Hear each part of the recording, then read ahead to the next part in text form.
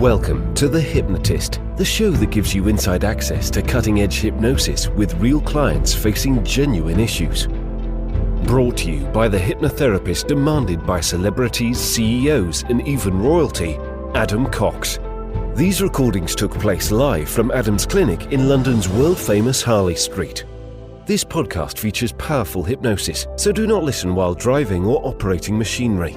This recording is not suitable for those with epilepsy or severe mental health issues. So, get yourself comfortable and enjoy today's episode of The Hypnotist.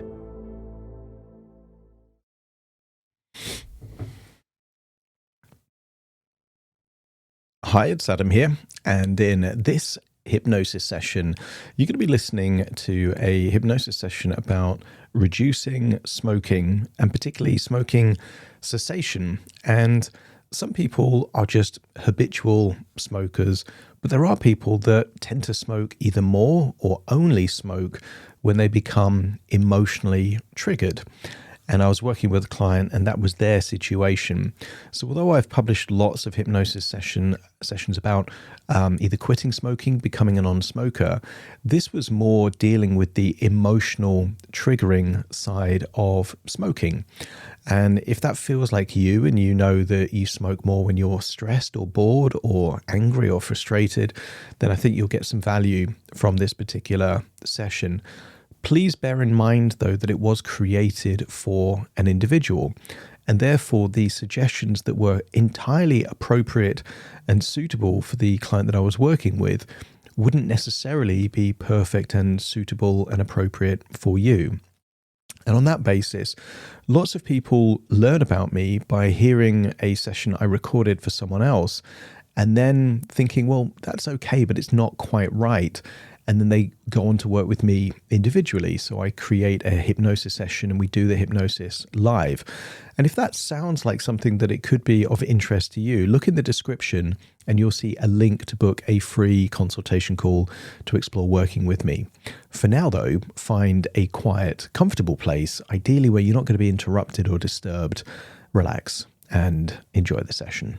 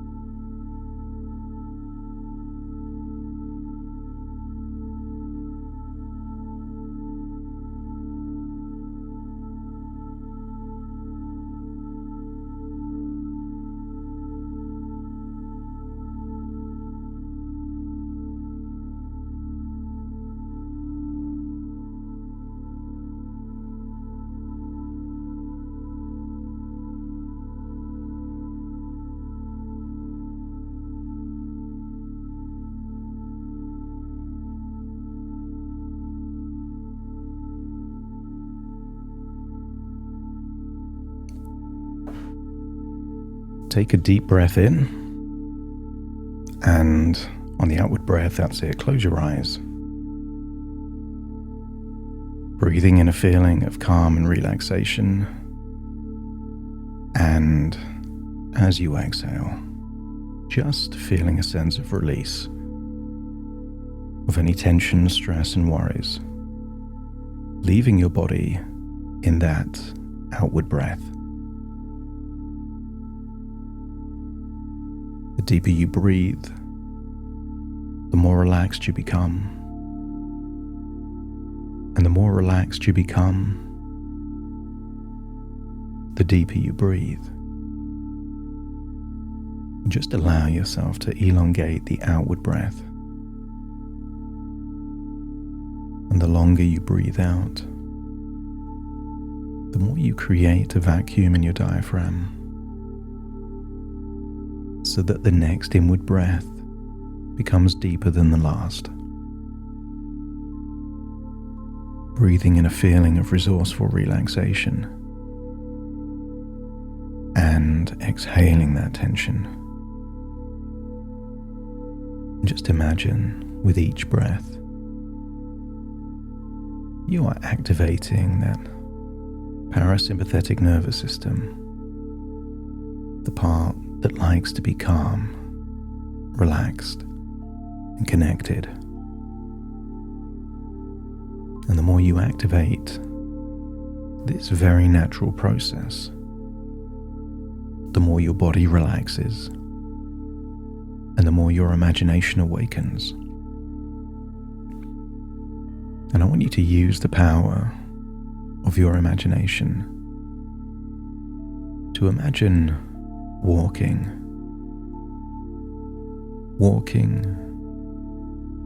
out on Hampstead Heath just before sunrise. Perhaps you can even imagine the specific route. Just imagine walking in that exact same direction, leaving your home, walking in that direction. And maybe you can imagine and hear the sounds of the paws of dogs walking or running with you. I want you to imagine it's still dark, but you're finding your way to a place on the heath with the perfect view of sunrise. I want you to imagine just seeing the colors in the sky. Imagine it's a clear day, no clouds. See those hues, those shades start to light up the sky. Some people consider different parts of their life as different chapters. But you could imagine a sunrise as evidence that every day is a brand new page. That you could look back and extract the wisdom of the past without needing the emotions of the past to affect the present day. It's almost like every new day wipes the slate clean. You retain the knowledge, the wisdom, the experience, but you don't need to hold on to any emotions that sabotage or interfere with the quality of your life. Hold on to the good stuff and release that which does not serve you. That's it. And I want you to imagine, because it is just your imagination, there on the heath, the most comfortable chair that's ever existed and ever will exist, plonked there on the heath. And I want you to imagine how good it would feel to sit in the most relaxing chair ever while looking out the continuation of that sunrise, hearing the sounds of playful dogs enjoying their time. And notice with every breath it takes you deeper and deeper relaxed.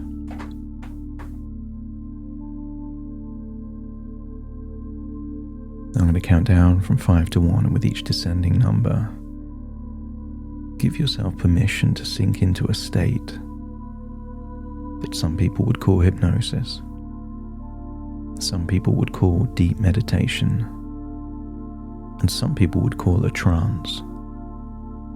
5, letting yourself go now. 4, nothing to do, just allow. Allow yourself to go to that place. A place where powerful changes can happen easier. 3, a place where neural networks that exist can be reactivated or perhaps mapped across to new situations or environments that would be useful. 2, just feeling your arms and legs feeling limp, loose and heavy. Breathing gets deeper and deeper. And then 1, just imagine drifting off into a dreamlike sleep there on that chair on that heath, while sunrise starts to shift into daytime. I want you to get a sense that there is an ability within you to effortlessly deal with tantrums. I want you to imagine thinking back in time, where you're seeing yourself deal with one of your children, perhaps 5 years old, throwing a tantrum. Be the observer, not the participant, and see how that younger version of you had the perfect strategy to deal with the tantrum. To not put petrol on the fire, but to let the fire die out. See that version of you handling that tantrum in a way that allowed that 5-year-old child to express their frustrations, to communicate their need for attention, but realizing that you didn't have to play their game just because they're playing it. As the observer, you can see that back then, you didn't take the bait, but also you didn't need to soothe yourself afterwards. You could imagine that version of you surrounded by an unconscious force field. Their energy and their intention never affected yours. You were able to maintain your composure, even though they wanted you to raise your voice. They wanted you to react, and instead you responded. And you responded by giving a meaning to what was happening. The unconscious meaning is that this is what a 5-year-old does. But you don't have to respond in the way that they wanted you to. You had agency and options and choices.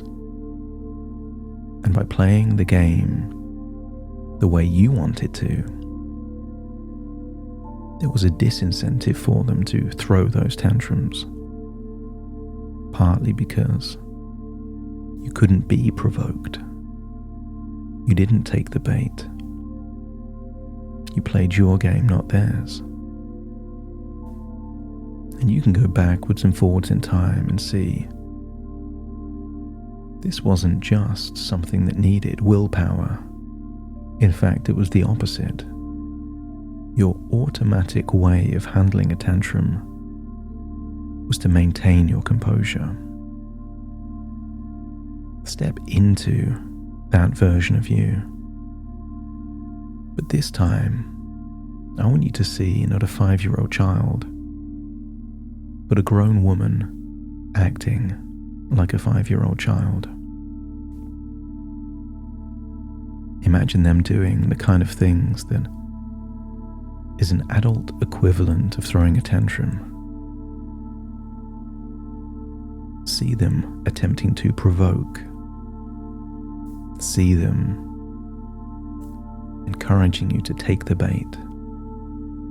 to push your buttons, but feel a sense of composure, inner peace. You're still protected by that force field. Their game does not affect your game. In fact, the harder they try to rile you, provoke you, trigger you, the more composed you become. Doesn't even have to be in person. You could imagine a message, a voicemail, an email, not even from them, but from someone they're working with, a relative, a lawyer, some other entity, but it's still the same thing. A 5-year-old trapped in the body of a fully grown woman, and you feel the same way you felt when dealing with your children. You feel a wonderful sense of you're in control. Your breathing doesn't change. Your heart rate doesn't increase. You feel protected in that place of peace. I want you to now go back to a different point in your past. I want you to see yourself in a work situation where someone is trying to get under your skin. Someone is trying to rattle you, trying to get you to take the bait, trying to provoke you, and see that version of you immune to it. You're immune to the games because you know what they're doing, and you know that it's counterproductive to play their game when your game works so well. In fact, the more they try, the more composed you become. You are immune to it, protected. Perhaps you can see yourself with that invisible force field, that whatever they try and do doesn't matter, because you have a way of dealing with things like this. And then step into that version of you. Feel how resourceful you feel when someone is trying to get a reaction, trying to trigger you. There is a sense of knowingness that it just doesn't work with you. It doesn't affect your breathing. It doesn't affect your emotions. You are able to remain in that incredibly resourceful state, irrespective of what anyone else is trying to do. Really feel that powerful, resourceful energy, and notice that when you feel this way, what other people do doesn't matter. And then imagine still feeling that way, but seeing the person and the situation change. Just imagine you're now in your own home. You know there's someone else in that same house with you, but feel that same way of feeling that it's impossible for you to be riled. You feel protected. You feel that stoic sensation, that hybrid of acceptance and control, a feeling that you can weather any storm. I want you to get a sense that you're in your own home and recreate something from the past that did trigger you, but now place it in your future. But imagine feeling this way, this resourceful way, immune, protected, And the harder they try to rile you, the more resourceful you feel. And the more resourceful you feel, the more you're reminded you already know how to deal with situations like this. I want you to get a sense that you are activating the very neural networks that are useful, but now shifting the context to an area of your life that would be most beneficial from these strategies, these beliefs, these evaluations, and these emotions. I want you to feel that the next year or two becomes a boot camp, training at altitude. This could be the perfect time to give you new levels of resilience. I want you to get a sense that a monk meditating in a tranquil monastery is already in a peaceful place.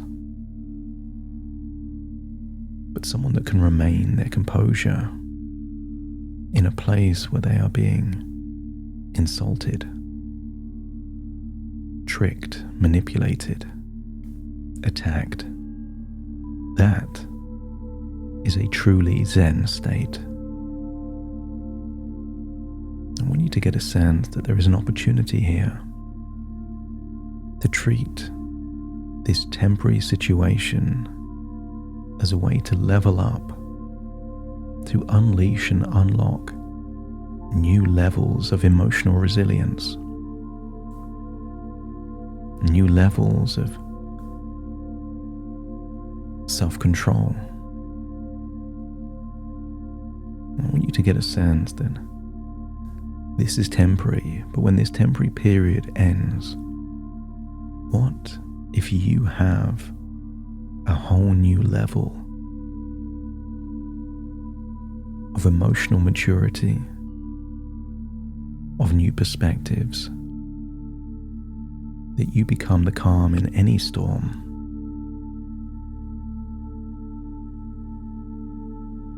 And the more you think of tantrum-throwing children in adults' bodies, the easier it is to see the funny side of what's happening. Maybe you can imagine them with pigtails and ribbons in their hair, that cross face that only children can have when they're throwing a tantrum, the feet stomping. You've seen it all before. And when you look at it through that lens, the inner dialogue changes from, how could they do this to me, to something like, of course they would do that. That's what they do. And when you frame it that way,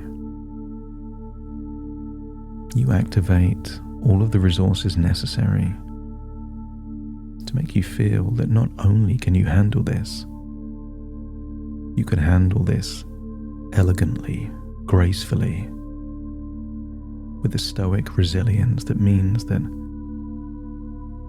your temperament is bulletproof. And the more you think about that, the truer it becomes. And what if occasionally resorting to cigarettes is not the problem, but the litmus test, the canary in the coal mine that lets you know how well you are managing these emotional triggers? That as you harness the resources that already exist within you, you simply don't need these coping strategies because it never got under your skin to begin with. Your unconscious is willing to look at smoking as something else, to let you know if you're in the right lane. in the right direction. That's it. I want you to get a sense that there is an opportunity here to elevate and enhance skills that are already strong. And in those moments that you do feel triggered, I want you to consider smoking as just one thing on a menu of possibilities. And there are so many other appetizing things on that menu that would work even better. And maybe that is exercise, or a swim, or a cold plunge, or deep breathing, or even laughter, or going for a walk or a drive. There are so many other things on the menu that work better and enhance your life. I want you to consider that if you were to change something that is destructive for something constructive, that it almost becomes advantageous, whatever happens. That if they can't rile you, then you're not triggered. But if you are triggered, you're triggered to do something that enhances your life. Then whatever happens, you're moving forward, evolving in exactly the way that you would like. Before we leave this place, let's go back to one final memory. I want you to go back to a moment where you're seeing yourself being hypnotized to be a non-smoker. Just imagine you're an invisible entity in the room when it happens. See how you were sitting, how you were breathing. And then allow yourself to step back into that version of you, where all the suggestions that you heard back then, you're hearing now, that you are reawakening the identity of a non-smoker that has no desire to smoke. When you feel that you've reawakened that identity, that is simply who you are now, let me know by nodding your head. That's it. And I want you to go forwards in time now to the kind of situation that in the past would have provoked you to smoke, and notice it doesn't work now. And whether there is an emotional trigger or a social trigger, feel being in that exact situation with no desire at all to smoke.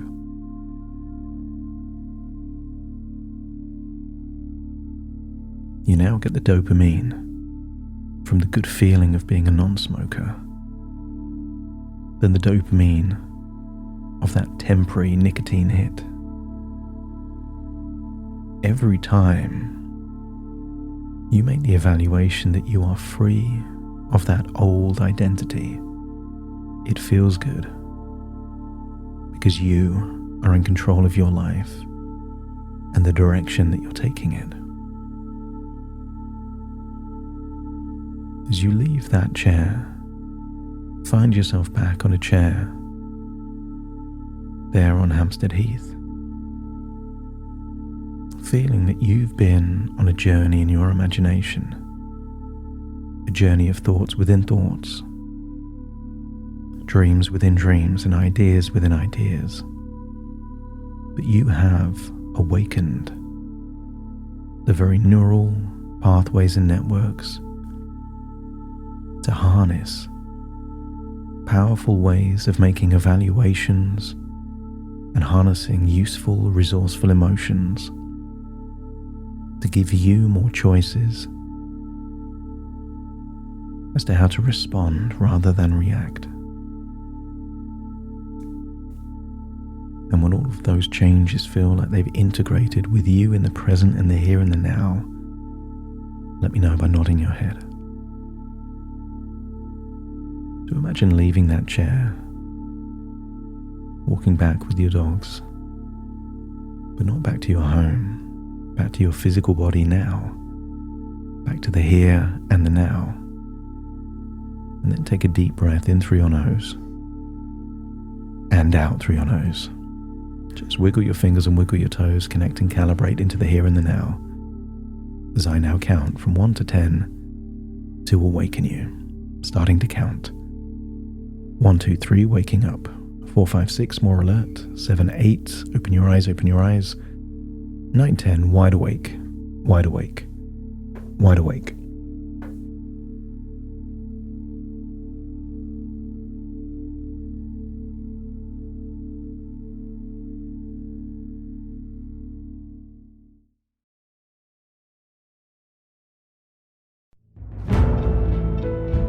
Thank you for listening to The Hypnotist with Adam Cox, the show that gives you inside access to cutting-edge hypnosis with real clients facing genuine issues. To automatically receive the latest episodes, please subscribe. If you'd like to support the show, please share this episode with just one friend you think it could help. And if this episode helped you, please leave us a 5-star review.